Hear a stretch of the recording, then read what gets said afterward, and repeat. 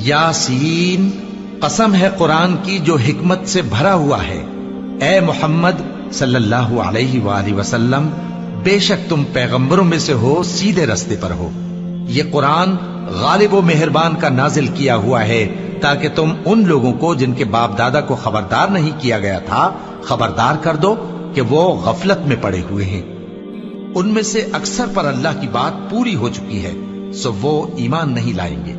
हमने उनकी गर्दनों में तौक डाल रखे हैं और वो ठोड़ियों तक फंसे हुए हैं, तो उनकी गर्दनें अकड़ी हुई हैं, और हमने उनके आगे भी दीवार बना दी और उनके पीछे भी, फिर उन पर पर्दा डाल दिया तो ये देख नहीं सकते।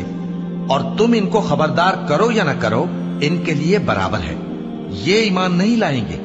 तुम तो सिर्फ उस शख्स को खबरदार कर सकते हो जो इस नसीहत यानी कुरान की पैरवी करे और रहमान से गायबाना डरे, सो उसको मगफिरत